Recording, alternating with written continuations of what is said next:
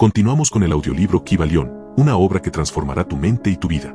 Prepárate para descubrir tu poder oculto en tus pensamientos. Capítulo 8. Los planos de correspondencia. Como es arriba, es abajo, como es abajo, es arriba. El segundo gran principio hermético encierra la verdad de que existe entre los diversos planos de manifestación de la vida y del ser una armonía, concordancia y correspondencia. Esta verdad lo es porque todo cuanto hay en el universo emanó de la misma fuente, y las mismas leyes, principios y características se aplican a cada unidad o combinación de unidades de actividad, conforme cada una manifestó su propio fenómeno en su propio plano. Para facilitar la meditación y el estudio, la filosofía hermética considera que el universo puede dividirse en tres grandes clases de fenómenos, conocidas como los tres grandes planos. 1. El plano físico. 2. El plano mental. 3. El plano espiritual. Estas divisiones son más o menos artificiales y arbitrarias, porque la verdad es que las tres divisiones no son más que grados ascendentes en la gran escala de la vida, siendo el punto más bajo la materia indiferenciada, y el más elevado el del espíritu. Y, además, los diferentes planos se esfuman unos en otros, de manera que no puede establecerse una división firme y nítida entre la parte superior del plano físico y la inferior del mental. En una palabra, los tres grandes planos pueden ser considerados como tres grandes grupos de grados de vida en manifestación. Y aunque el propósito de este libro no nos permite entrar en una explicación extensa de los mismos, daremos una descripción general de ellos. Para principiar podemos considerar la pregunta tan a menudo formulada por el neófito, que desea saber lo que significa realmente la palabra plano, término que se usa libremente, y que apenas ha sido explicado en muchas obras de ocultismo. La pregunta se formula generalmente así: ¿un plano es un lugar que tiene dimensiones, o no es más que una condición o estado? Y podemos contestar: no, no es un lugar ni una dimensión ordinaria del espacio, pero, sin embargo, es más que un estado o condición. Puede ser considerado como un estado o condición, pero, no obstante, el estado o condición es un grado dimensional, es una escala, y está sujeto a medida. Parecerá esto quizá una paradoja, pero examinemos el punto. Una dimensión es una medida en línea recta, relacionada con una medida base, etc. Las dimensiones ordinarias del espacio son longitud o largo, latitud o ancho, y grosor o altura. Pero existe otra dimensión de las cosas creadas, o medida en línea recta, conocida por los ocultistas y también por los hombres de ciencia, aunque estos últimos no le hayan dado todavía el nombre de dimensión. Esta nueva dimensión, que por el momento es la base de muchas especulaciones bajo el nombre de cuarta dimensión, es el tipo usado para determinar los grados o planos. Esta cuarta dimensión puede ser denominada la de la vibración. Es un hecho bien conocido por la ciencia moderna, así como por los hermetistas, quienes han encerrado esa verdad en su tercer principio, que todo está en movimiento, todo vibra, nada está en reposo. Desde la más elevada manifestación hasta la más baja, todas las cosas vibran. Y no solamente vibran con diferente intensidad, sino en diferentes dimensiones y de diferente manera. Los grados de intensidad vibratoria constituyen los grados para medir en la escala de vibraciones, o sea los grados de la cuarta dimensión. Todos estos grados forman lo que los ocultistas llaman planos. Cuanto más elevado es el grado de vibración, tanto más elevado es el plano. De manera, pues, que aunque un plano no es un lugar, ni estado o condición, posee, sin embargo, cualidades comunes a ambos. Algo más tendremos que decir sobre las vibraciones en los próximos capítulos, en los que estudiaremos el principio hermético de vibración. Se recordará, no obstante, que los tres grandes planos no son divisiones actuales y reales de los fenómenos del universo, sino simples medios arbitrarios empleados por los herméticos para ayudar al pensamiento y al estudio de los diversos grados y formas de la actividad y de la vida universales. El átomo de la materia, la unidad de fuerza, la mente del hombre y el ser del arcángel, no son más que grados de una sola y misma escala, y todos son fundamentalmente los mismos, siendo la diferencia solo cuestión de grado y de intensidad vibratoria. Todos son creaciones del todo, y tienen su existencia dentro de su mente infinita.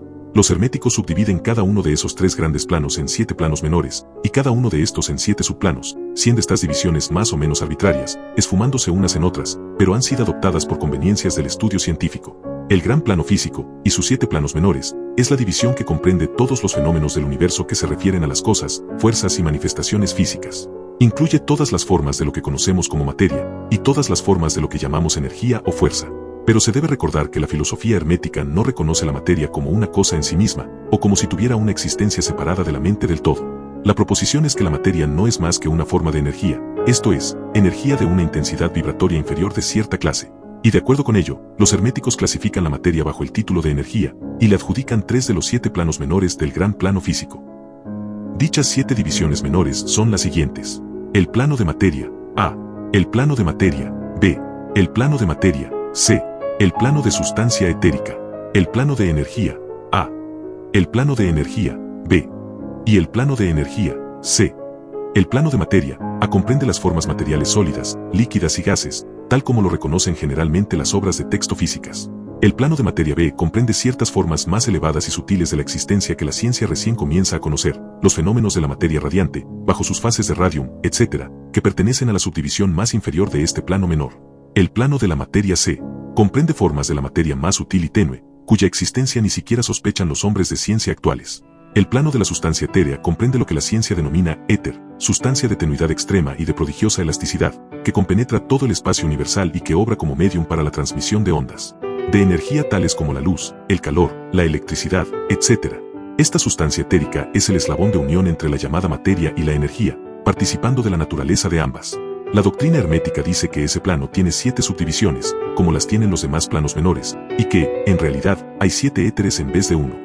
Inmediatamente después viene el plano de la energía A, que comprende las formas de energía que la ciencia conoce corrientemente, siendo sus 7 subdivisiones respectivamente: calor, luz, magnetismo, electricidad, atracción, gravitación, cohesión, afinidad química, etc., y otras varias formas de fuerza que revelan los experimentos científicos, pero que aún no han sido denominadas o clasificadas. El plano de la energía B comprende 7 subdivisiones de las más elevadas modalidades de energía, que aún no ha descubierto la ciencia, pero que han sido llamadas las fuerzas sutiles de la naturaleza, cuya manifestación se provoca mediante ciertos fenómenos mentales, cuyos fenómenos son posibles merced a ellas. El plano de la energía se comprende 7 subdivisiones de energía tan elevadamente organizada que tiene muchas de las características de la vida, pero no son reconocidas por el hombre en el actual estado de desarrollo, siendo utilizables solamente para los seres del planeta espiritual. Esa energía es inconcebible y puede ser considerada casi como poder divino. Los seres que la emplean son como dioses, aun comparándolos con el tipo humano más elevado que conozcamos. El gran plano mental comprende esas formas de cosas vivientes que conocemos en la vida ordinaria, así como otras formas no tan bien conocidas, salvo por los ocultistas. La clasificación de los 7 planos mentales menores no es muy satisfactoria, sino más bien arbitraria, pero la mencionaremos. El plano de la mente mineral. El plano de la mente elemental A. El plano de la mente vegetal. El plano de la mente elemental B. El plano de la mente animal. El plano de la mente elemental C. El plano de la mente humana. El plano de la mente mineral comprende los estados o condiciones de las unidades o entidades, o grupos y combinaciones de las mismas, que animan las formas conocidas bajo el nombre de minerales, sustancias químicas, etc. Estas entidades no deben ser confundidas con las moléculas, átomos y corpúsculos, siendo estos últimos solo el cuerpo material de dichas entidades, así como el cuerpo del hombre no es más que su forma material y no el mismo. A esas entidades se las puede llamar almas, en cierto sentido, y son seres vivientes de escaso grado de desarrollo, vida y mentalidad, apenas un poco más que las unidades de energía viviente, que comprenden las subdivisiones superiores del más elevado plano físico. El hombre corriente no suele atribuir mente, alma o vida al reino mineral, pero todos los ocultistas reconocen la existencia del mismo, y la ciencia moderna se está encaminando rápidamente hacia este punto de vista. Las moléculas, átomos y corpúsculos tienen sus odios y amores, gustos y desagrados, atracciones y repulsiones, afinidades y no afinidades, etc., y algunos hombres de ciencia han expresado la opinión de que el deseo y la voluntad, las emociones y sentimientos de los átomos solo difieren en grado de los del hombre. No tenemos espacio para discutir el asunto aquí. Todos los ocultistas saben que es un hecho, y otros se refieren a los descubrimientos científicos más recientes para que se vea su corroboración.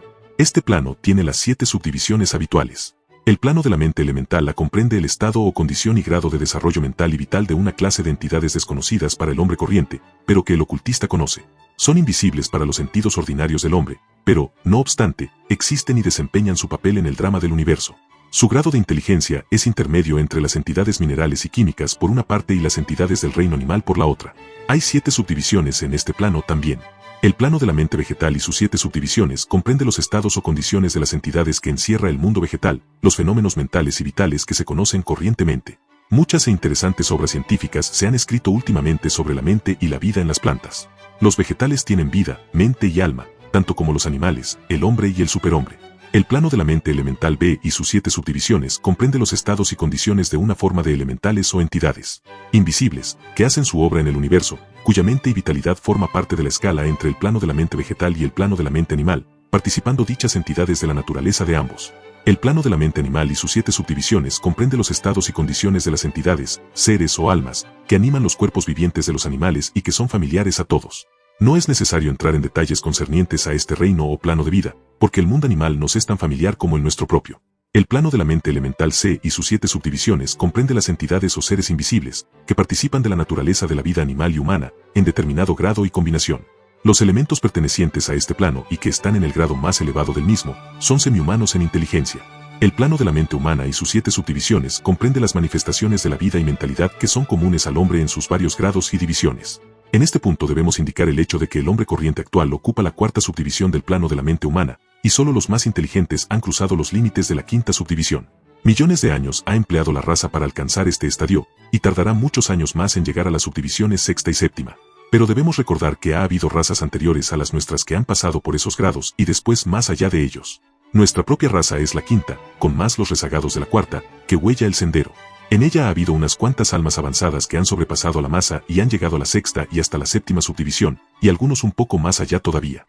El hombre de la sexta subdivisión será el superhombre, y el de la séptima el ultrahombre. Al considerar los 7 planos mentales menores, nos hemos referido a los 3 planos elementales en un sentido general.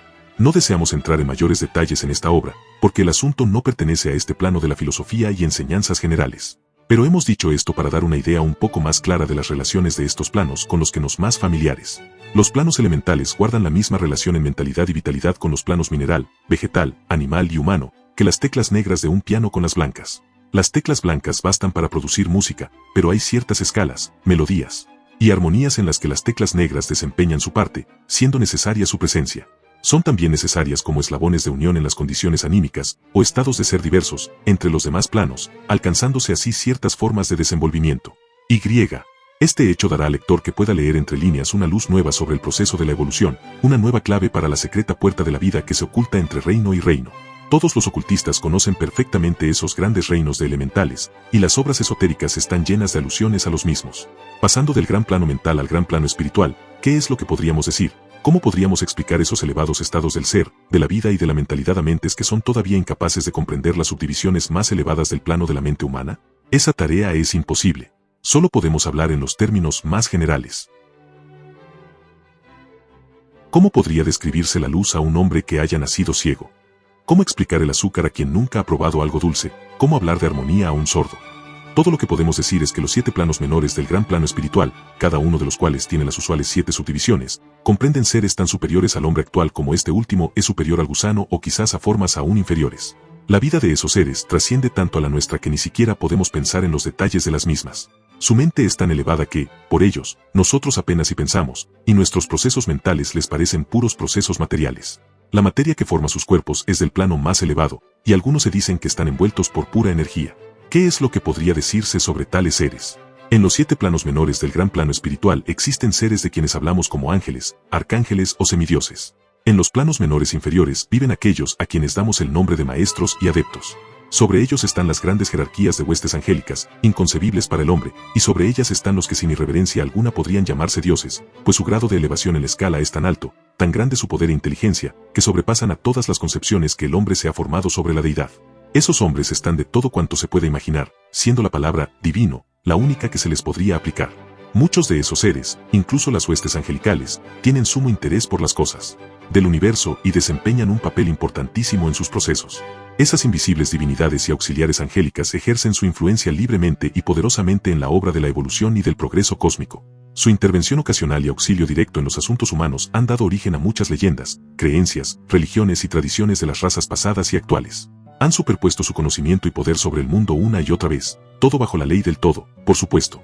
Pero sin embargo, aún esos elevadísimos seres existen meramente como creaciones de la mente del todo y están sujetos a los procesos cósmicos y a las leyes universales. Son todavía mortales, podemos llamarlos dioses, si nos agrada, pero no son más que nuestros hermanos mayores, las almas avanzadas que han sobrepasado a sus compañeras y que han renunciado temporalmente al éxtasis de la absorción en el todo, para poder ayudar a la raza en su ascendente jornada en el sendero. Pero pertenecen al universo y están sujetos a sus condiciones, son mortales y su plano es inferior al del espíritu absoluto. Solo los herméticos más avanzados son capaces de comprender las enseñanzas secretas concernientes al estado de existencia y a los poderes manifestados en los planos espirituales. El fenómeno es tan superior al que se produce en los planos mentales que cualquier intento de descripción solo serviría para producir una gran confusión de ideas. Únicamente aquellos cuya mentalidad ha sido cuidadosamente educada en la filosofía hermética durante años enteros, y los que han traído consigo, de encarnaciones anteriores, el conocimiento adquirido previamente, pueden comprender adecuadamente lo que significan las enseñanzas referentes a los planos espirituales. Y muchas de ellas las guardan celosamente los herméticos por considerarlas demasiado sagradas, importantes y hasta peligrosas, como para divulgarlas públicamente. El estudiante inteligente comprenderá lo que esto significa si dijéramos que el significado de la palabra espíritu, tal como lo usan los herméticos, es sinónimo de poder viviente, de fuerza animada, de esencia interna o vital, etc., significación que no debe confundirse con lo que generalmente se atribuye al término en cuestión, religioso, eclesiástico, espiritual, etéreo, santo, etc. El ocultista emplea la palabra espíritu en el sentido de principio animador, lo que lleva consigo la idea de poder, de energía viviente, de fuerza mística, etc. El ocultista sabe muy bien que lo que él conoce como poder espiritual puede ser empleado con fines buenos o malos, de acuerdo con el principio de polaridad. Hecho que ha sido reconocido por la mayoría de las religiones en sus concepciones de Satanás, Belcebú, el diablo, Lucifer, ángeles caídos, etc. Por esta razón el conocimiento referente a esos planos ha sido mantenido en el secreto, en el santuario de los santuarios de todas las fraternidades esotéricas y órdenes ocultas. Ha sido guardado en la más secreta cámara del templo. Pero, y esto sí podemos decirlo, los que han alcanzado grandes poderes espirituales y los han empleado mal se han creado un destino terrible, y la oscilación del péndulo del ritmo inevitablemente los llevará al otro extremo de la existencia material, desde cuyo punto tendrán que volver nuevamente a hacer el mismo camino a lo largo de las múltiples espirales del sendero, pero siempre tendrán como castigo el recuerdo vibrante de las cumbres donde cayeron debido a su mal obrar.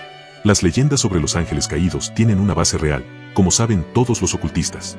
La lucha interesada por el poder en los planos espirituales inevitablemente produce que el alma egoísta pierda su equilibrio espiritual y caiga tan abajo como había ascendido.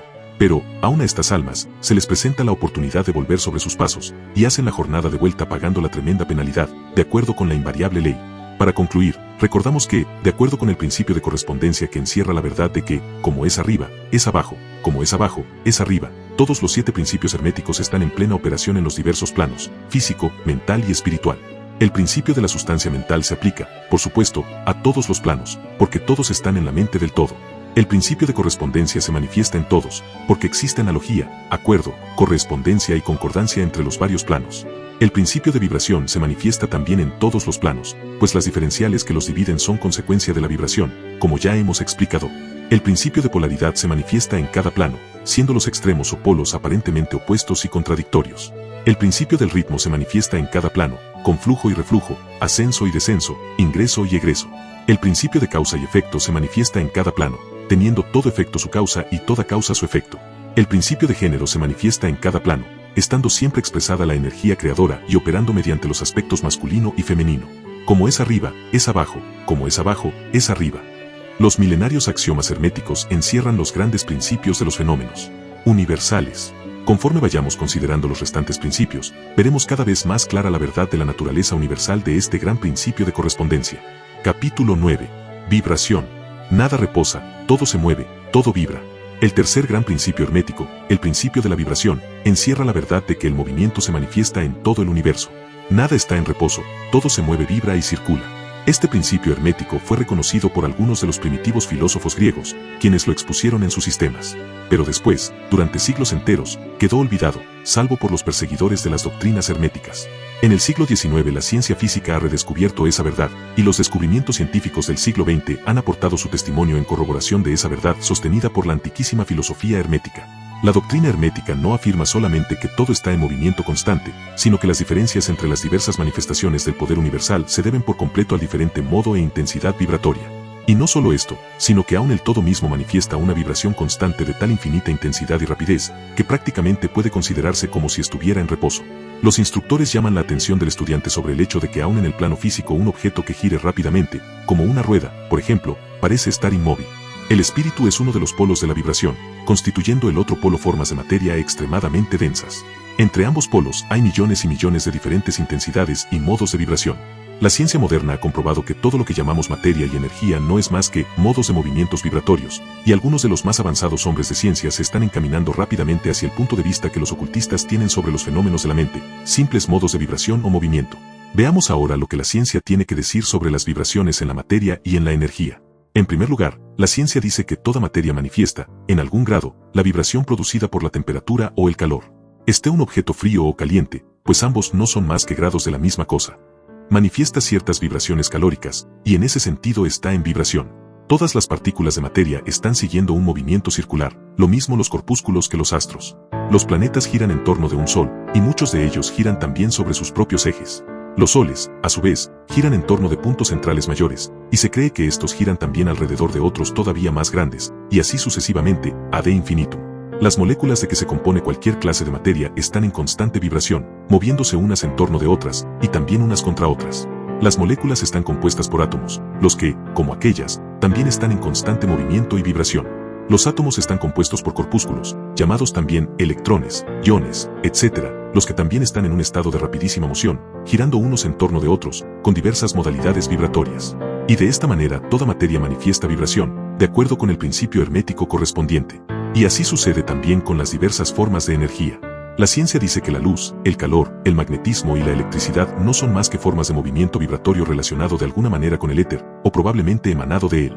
La ciencia no ha tratado aún de explicar la naturaleza del fenómeno conocido como cohesión, que es el principio de la atracción molecular, ni de la afinidad química, que es el principio de la atracción atómica, ni de la gravitación, el mayor misterio de los tres, que es el principio de atracción por el cual toda partícula o masa de materia se siente atraída hacia toda otra partícula o masa. Estas tres modalidades de la energía no las comprende aún la ciencia, si bien los estudiosos se inclinan a pensar que son también manifestaciones de alguna forma de energía vibratoria, cosa que los herméticos han enseñado durante largas edades en el pasado. El éter universal, cuya existencia postula la ciencia sin comprender claramente su naturaleza, ya había sido explicado por los herméticos, quienes aseguraban que era una manifestación superior de lo que erróneamente se llamaba materia, es decir, que el éter era materia en un grado de vibración superior. El nombre que le daban era el de sustancia etérea, y decían que esta sustancia era de tenuidad y elasticidad extremas, llenando el espacio universal, sirviendo como medium de transmisión para las ondas de energía vibratoria como el calor, la luz, la electricidad, el magnetismo, etc.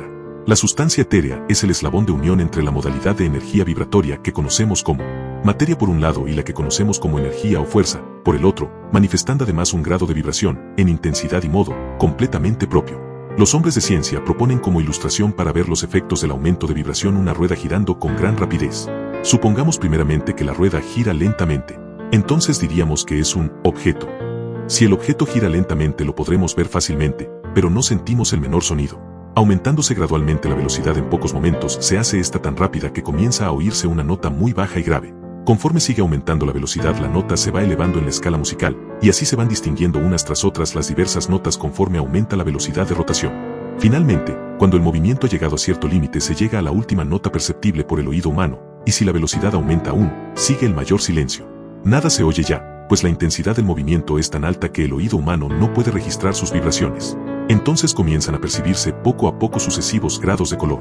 Después de un tiempo el ojo comienza a percibir un oscuro color rojo. Este rojo va haciéndose cada vez más brillante. Si la velocidad sigue aumentando el rojo se convertirá en anaranjado, el anaranjado en amarillo. Después seguirán sucesivamente matices verdes, azules y añil, y finalmente aparecerá el matiz violeta. La velocidad se acrecienta más aún, entonces desaparece todo color, porque el ojo humano ya no puede registrarlos. Pero ciertas radiaciones humanas emanan del objeto en revolución, los rayos que se usan en la fotografía y otras radiaciones sutiles de la luz. Después comienzan a manifestarse los rayos conocidos bajo el nombre de X, y más tarde empiezan a emanarse electricidad y magnetismo. Cuando el objeto ha alcanzado cierto grado de vibración, sus moléculas se desintegran, resolviéndose en sus elementos originales o átomos. Después de los átomos, según el principio de vibración, se separarían en innumerables corpúsculos o electrones, de los que están compuestos. Y, finalmente, hasta los corpúsculos desaparecerían y podría decirse que el objeto estaría compuesto por sustancia etérea. La ciencia no se atreve a llevar la ilustración más allá, pero los herméticos dicen que si las vibraciones continuaran aumentando el objeto pasaría sucesivamente por estados de manifestación superiores, llegando al plano mental y después al espiritual, hasta ser por último absorbido en el todo que es el espíritu absoluto. El objeto, sin embargo, habría dejado de ser tal mucho antes de llegar a la sustancia etérea, pero de todas maneras la ilustración es correcta en cuanto demuestra los efectos del aumento continuo de la intensidad vibratoria.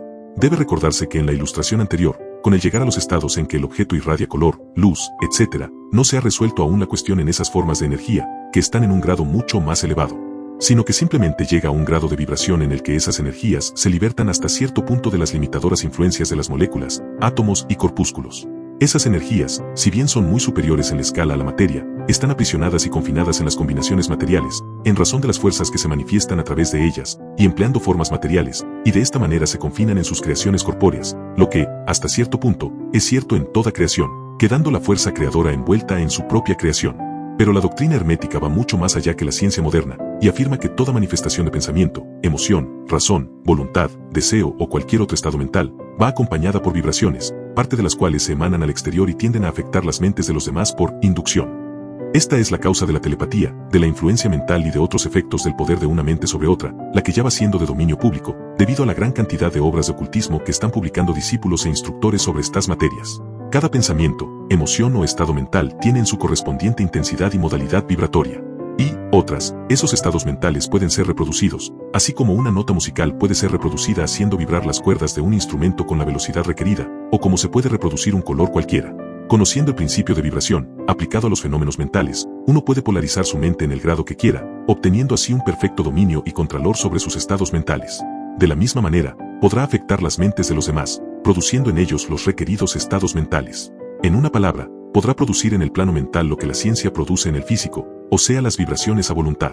Este poder, por supuesto, puede adquirirse únicamente mediante las instrucciones, ejercicios y prácticas apropiadas, siendo la ciencia que las enseña, la de la transmutación mental, una de la rama de la filosofía hermética.